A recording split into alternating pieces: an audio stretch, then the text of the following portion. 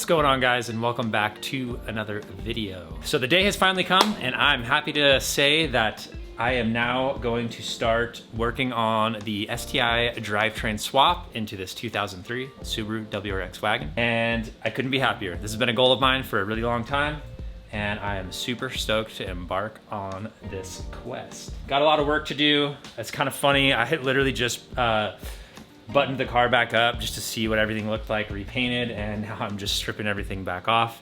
Not everything, but you know, the whole front end that I just put back together had to come off, of course. But I think what I am going to start with today is just tear down. I don't know how much installation I'll actually do in this video. We'll see how far I get. I'll just show the process of tearing everything down as much as I can show, and if there's anything along the way that I feel like is maybe a little bit tricky or isn't super straightforward, I will provide some info as to how to disassemble certain things like that. And that way, if any of you ever need to either replace something that I'm pulling off this car, or you want to do a similar drivetrain swap, you will have all of that information in these videos. I am not a mechanic. I do not claim to be one. I'm not trying to pretend like I know as much as certified mechanics. I definitely don't. But I've worked on these cars a lot. I do know a lot about them. I am knowledgeable, but I'm definitely not an expert. So I always welcome any sort of tips, tricks, things that other people that watch these videos might have for me. And yeah, I just like working on cars, so that's what I'm doing. So anyways, I'm probably gonna start with pulling the fender liners out, and then I may start disassembling the exhaust for two reasons. I need to get that downpipe off because I am actually gonna pull the engine. It's not necessarily something that I should have to do to swap in the transmission, but I just think it's gonna make my life a whole hell of a lot easier. So I'm gonna do that. Plus, I also want to sell the catback, so I'm gonna list that on Marketplace. Might list it on eBay as well. I'm just not sure though. Shipping things that large, I'm not sure is very cost effective, but we'll see. But yeah, there's nothing wrong with the exhaust. It's perfectly fine.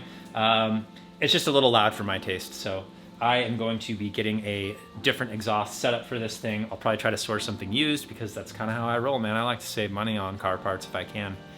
Anyways, I'm just gonna jump into just starting to tear everything down and see how far we can get today.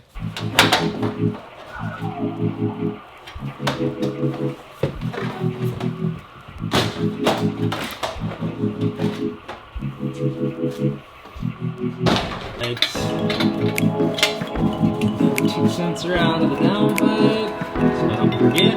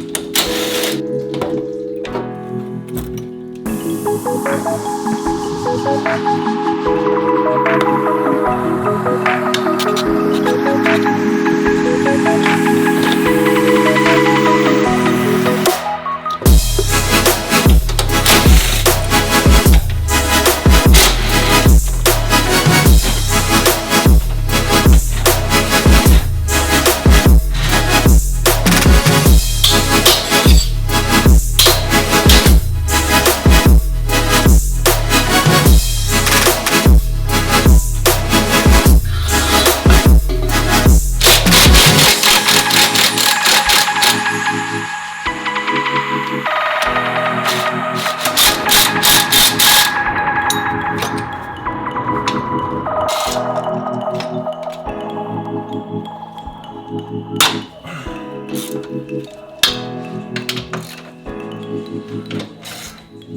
right, so I've made a ton of progress in the engine bay here, getting things disassembled so that we can pull this motor. The only thing left that I have to do is obviously just got to hook up our strap here, our rope, to the engine hoist, and then I just have to pull the slide pin out for the clutch fork. And once that's done, we should be free. I think I have everything disconnected that needs to be, so should have this thing out of here in a couple minutes. Wow. It's on there.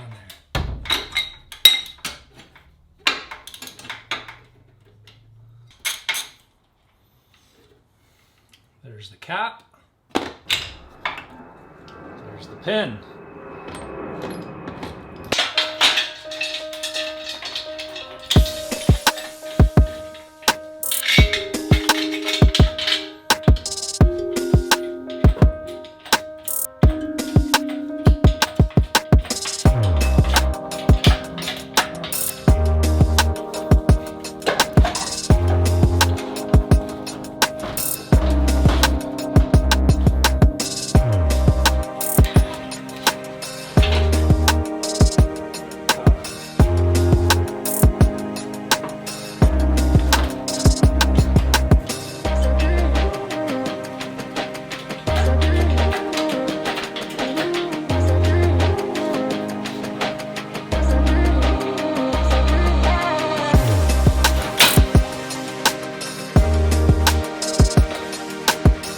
All right, happy to say that the first major step is done with the teardown. Got the EJ20 over here chilling on this tire.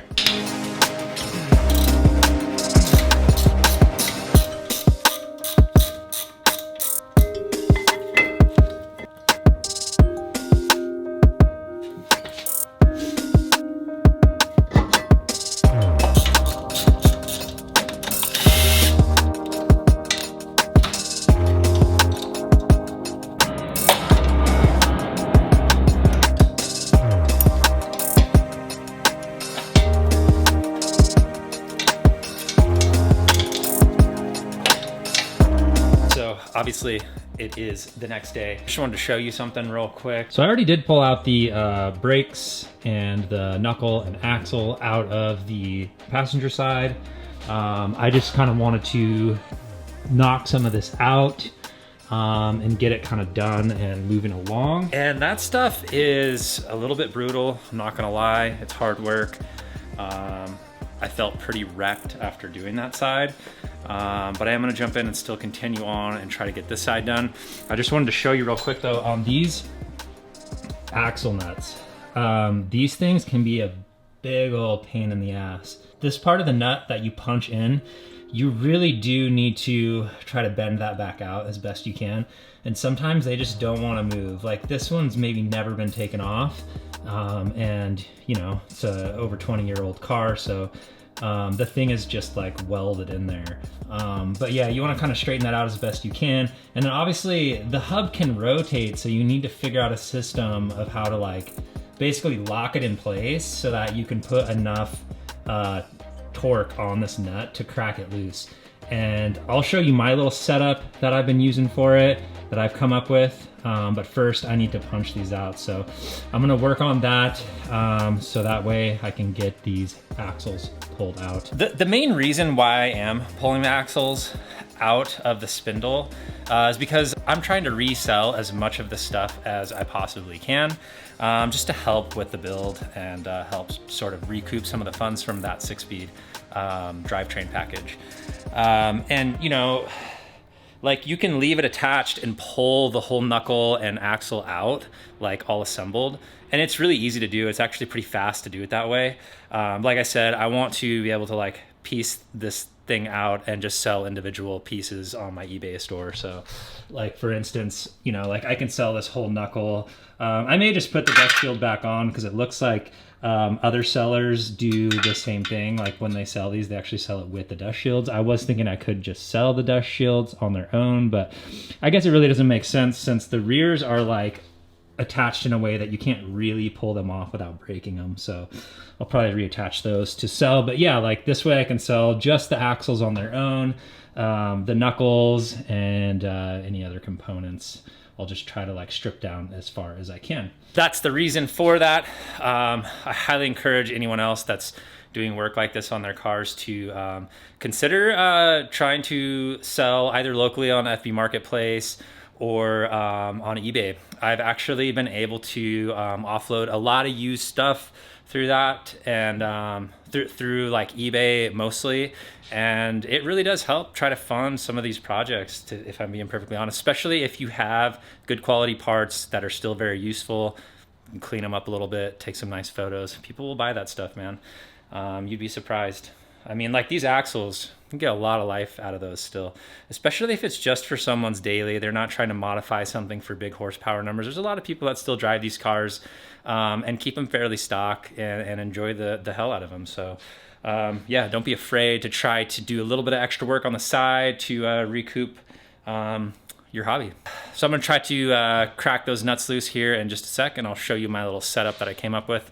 It's definitely some MacGyver shit. All right guys, so here is my setup. I've kind of wedged this bar in between the wheel studs, and that's just to keep it from spinning, right? You need something to hold it. I've bent the little tab on the nut there, and I got my pry bar here that I slide over my wrench. These take a 32 mil socket.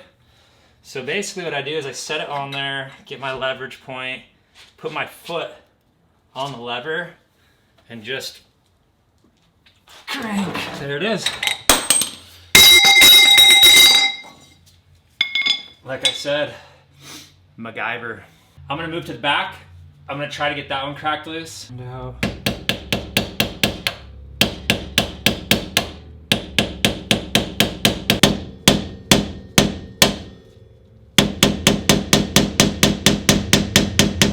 Just FYI too, I do see a lot of people loosen these axle nuts with like really high torque impacts. So like if you have like an impact that is like an air tool, or I think even like those newer Milwaukee impacts that are really heavy duty, I see people not even bend this back out, and it's so powerful it can just crack those loose by just hitting it with the impact. My impacts suck, they're really old, and they do not have that kind of torque, so they don't do anything to these. So I have to try to bend this out so that I can kind of do it manually.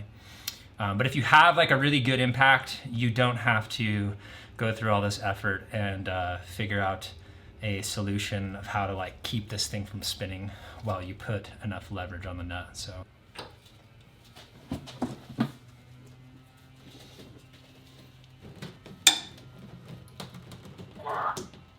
Fuck, that one's on there.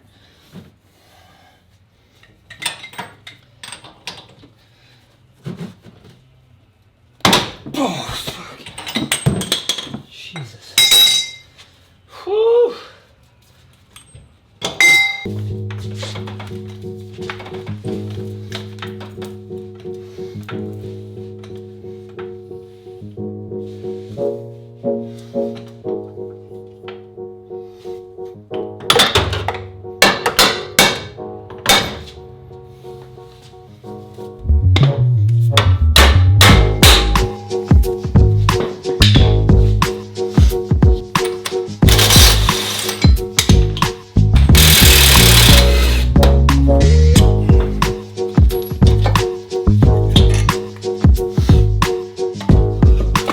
All right guys, so I've showed this once before on the channel. I'll just show you again real quick as a reminder. So in order to get the axle free from the transmission, there's a little pin right there. and all you gotta do is punch that pin out. I use like a little narrow Phillips head screwdriver, and I just tap it through the other side. And once that pin's out, you'll be able to just pull that cup right off the transmission.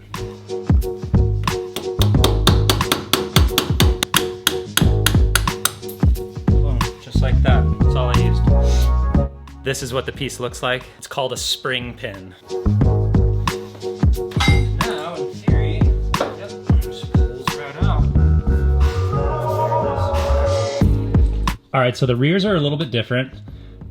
You do want to pull the brake shoes off, because the e-brake cable right here where it inserts, it actually gets fastened to this brake shoe over here on the bottom, and you need that off in order to pull the knuckle out. So you want to do that. You want to pull your ABS sensor, and then there's this big bolt right here, and it has a nut on the other side for the rear like trailing arms, or the rear lateral arms. You want to loosen that nut. I believe it's a 19 mil, it could be a 17, I forget.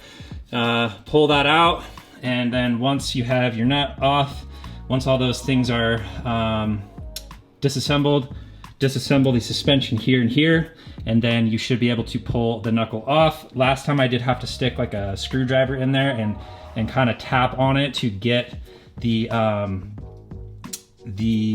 axle to free up off of the back hub. Once you do that, the axle just basically pulls right out of the rear diff. You can kind of stick a screwdriver in there and wedge against the flange if you want, or you can just yank on it and it will come out.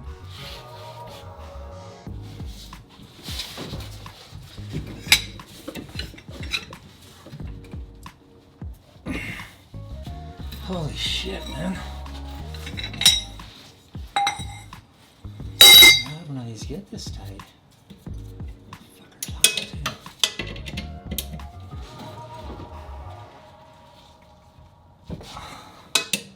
Wow. You motherfucker.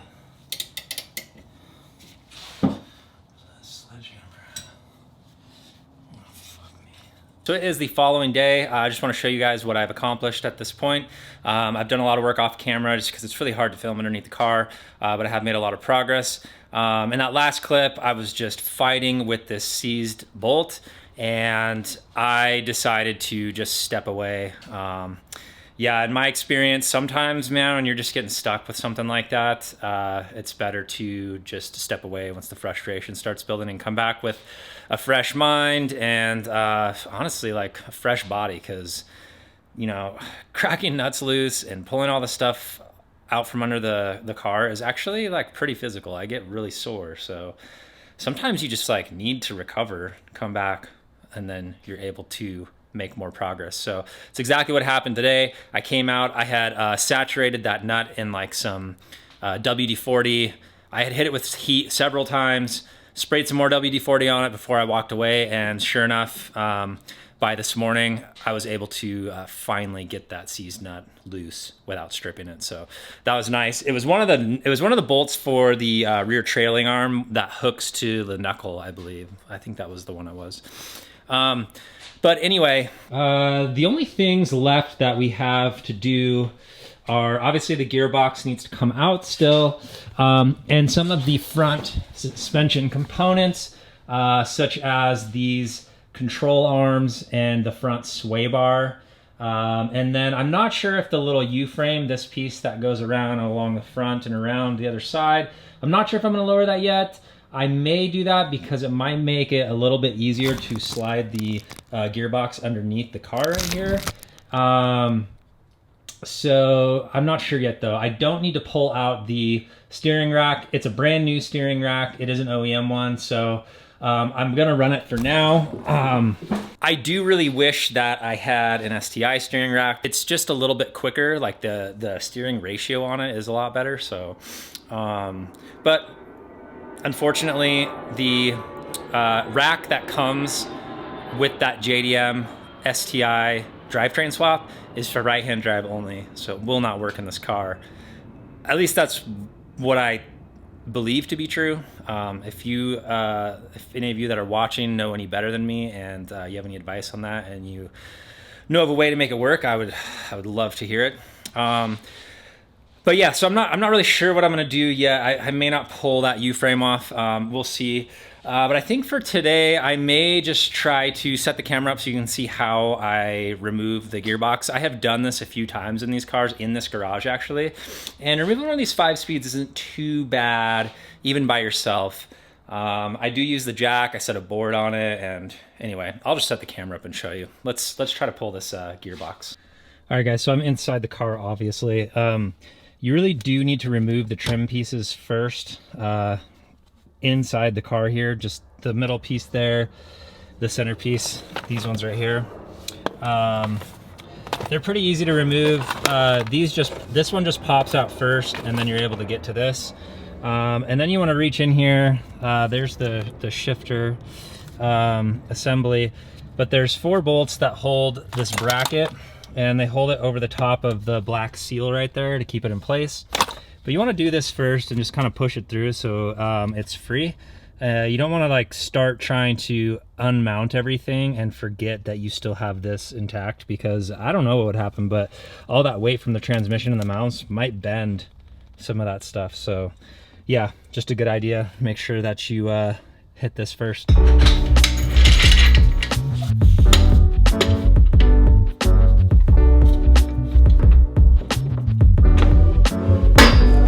Already cracked all of these loose, so we are gonna give it a go. Start with the back ones here on this rear mount, then we'll do the fronts.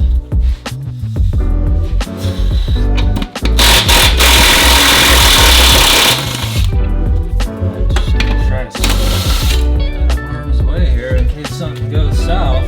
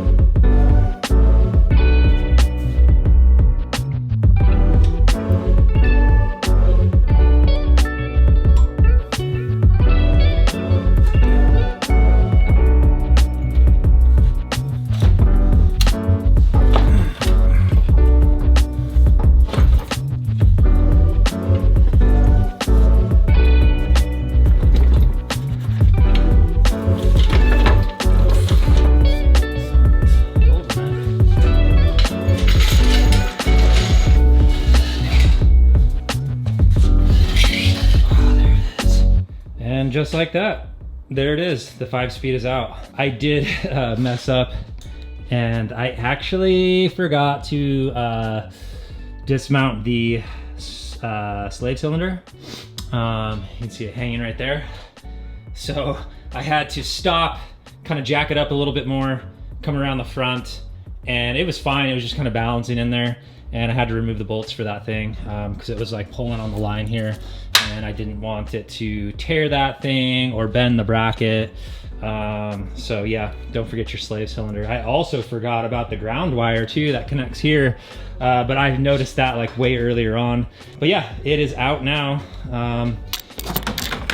Put our dipstick back in here.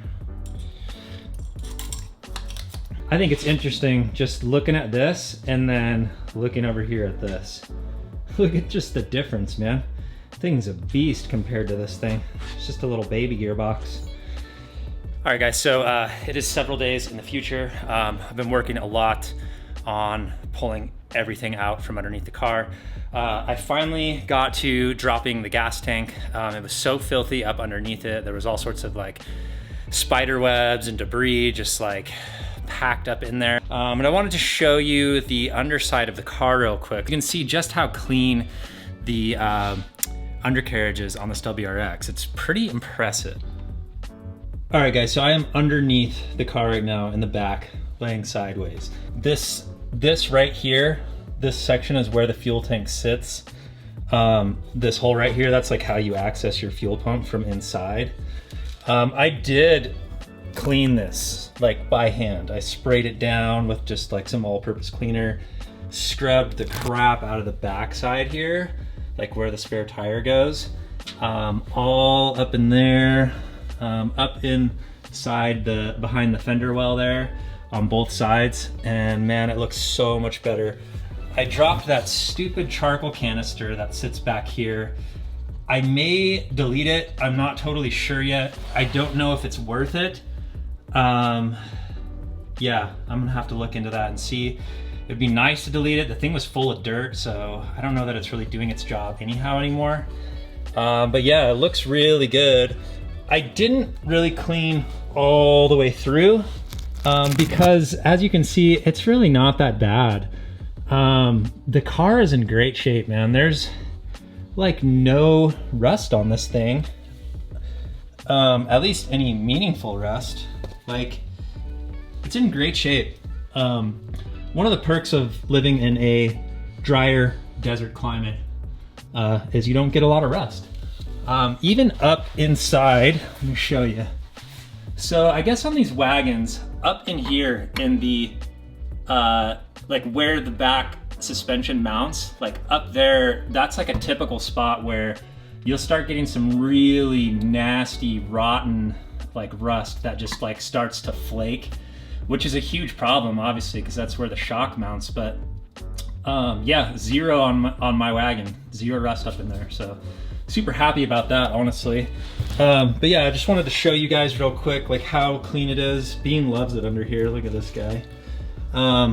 It's looking really good. So now I just want to show you guys, I laid everything out for this drivetrain swap and all the pieces that I'm gonna need to make this happen. And well, for the most part. And I just wanted to show you the difference in case there's some of you out there that want to do this but are kind of unsure of like which path to take, because there are multiple ways to do this swap. So I'll just kind of run through and show you what I have here and show you the comparisons between the STI pieces and the standard WRX pieces. So first off, right here, before we get started, this is my gas tank. I cleaned the crap out of it, so it looks brand new again, which is awesome. Yeah, I may change out some of these hoses, and if I do the charcoal canister delete, I won't really need to worry about much of these because you just need like a breather, just basically like a filter breather for like a crankcase to mount to this hose. And then this one you really don't even need. You can just leave it, or you can cut it, or whatever you want to do, honestly. Yeah, well, that remains to be seen. I'm not sure if I'm going to do that just yet. But moving on to comparing the parts. Obviously, the transmission gearboxes. It's an obvious difference. I'm sure many of you watching this have seen these side by side. There's lots of videos out there comparing them. This one, the STI one, the 6-speed, is obviously just built way, way more robustly. If that's a word, robustly? Is that a word? I don't know. Anyway, but yeah, it's just like a lot beefier. That's one thing that I've noticed about the differences between the STI and standard WRX parts is that everything STI just tends to be a lot beefier and more robust. But yeah, so there's the gearboxes side by side. And then let's move out here. I have everything laid out outside here so we can kind of just have a look. So starting with like the front axles and knuckles here. So STI, WRX, it may be hard to tell on camera, but these are a bit thicker diameter than these. So clearly they're gonna add some strength. and they can probably tolerate more horsepower. The knuckles too, they're definitely more beefy than the WRX knuckles, and what's great about these knuckles is they have a bolt-in style wheel bearing, so you can unbolt these back here to, well, you got to pull the axle out first obviously, but it just makes it a lot easier to pull out the wheel bearings and replace them. The WRX knuckles, they are a press fit, so there's nothing to unbolt, so they are a lot more difficult to pull out and to install. And then the drive shafts, clearly different. This one is larger diameter than the WRX one. It's also got a slightly different design here in the middle. So there's a flex joint right here. This is different. This one's got this weird like ball and swivel thing, I think, in there. I don't know, seems like more of a failure point that maybe can't really be serviced on this one, whereas this one, you don't have that, but I could be wrong. I don't really totally understand the design of these necessarily, so I'm not sure if that's really true, but it does look to be stronger. STI one is shorter since the gearbox is actually a longer gearbox. Moving on to the rear differential, clear difference, pretty much night and day. This thing is huge in comparison to that, and it's a lot heavier too. So that's the R180 diff, that's the R160 rear diff. And then the rear axles, same thing. These are thicker than the WRX axles. I don't know that the rear knuckles are any different on the STI compared to the WRX. They don't really appear to be much different. So I'm not really sure about that. I do think that these might be a press fit wheel bearing in the back on the STI as well, for this generation at least, but I'm not totally sure. I haven't really looked at them that close. Obviously on both front and rear we have a wider bolt pattern of 5x114, so I think that adds a little bit of strength as well. And then the rear subframes, they're pretty identical. I have been told that these bushings are different in the STI than the ones on here, but I don't really know. They look the same to me, to be totally honest, so I'm not really sure about that. And then suspension components over here. The front sway bar, it is thicker diameter. You may not be able to tell on camera, but I promise you it is. The end links are different. These are plastic end links. These are just the standard, like, I think they're metal, but I'm not totally sure. Obviously the control arms, drastic difference. These are a hardened aluminum. These are steel. These are a lot heavier than these. So these are stronger and lighter weight, which is great. And obviously they just look a lot cooler. Rear sway bar, similar kind of thing. It is thicker. You probably can't tell on camera, but it definitely is. The end links are different. The way that they attach is a little bit different. You have these little mounts right here that are kind of cool. They're like with the cherry blossom red STI branded mounts. And then rear lateral arms, way different, just like the front control arms. These are steel. These are like a hardened aluminum of some sort. They're lighter weight and stronger, and they just seem to be built a little bit better, more beef. The rear trailing arm, there's no obvious difference there other than the color to me. They seem to be the same thickness and built the same way. So these are just like a STI branded one, but it's just a sticker, honestly. I don't know that there's anything really that special about these, but I'm gonna run them because I got them, and I may try to see if I can refinish these with a similar color, but we'll see. I'm not sure about that yet. I did pull out the front subframe. It's upside down right now because I wanted to show you the mount. So this mount is different than the steering rack mounts for the like WRX steering rack, at least for the 02, 03. It might even go through 05 that they're different. But what's cool is like, so for now I'm gonna have to run the WRX steering rack, because the STI steering rack that came on this is right-hand drive, like I mentioned before. Having this subframe is necessary because those mounting brackets are different than on the WRX, but I'll just be able to swap this whole subframe and it'll just be plug and play for the steering rack once I want to upgrade. So yeah, that's about it. I just kind of wanted to show you guys the differences there. Didn't lay out the Brembo brakes. Those are obviously way larger than the red Subaru 4-pot and rear 2-pot. I don't have those to do a comparison anymore. I actually already sold the front pair. But yeah, in the next video, I'm not sure what we're gonna be doing, probably refinishing some parts. If I do the charcoal canister delete on the fuel tank, I will definitely show you guys how I do that. And I think it'll be way easier to do it with the tank actually out of the car. So yeah, I appreciate you guys watching. And if you haven't already, please think about subscribing to the channel. We have tons of work to do on this WRX. Anyways, until next time, peace out, everyone.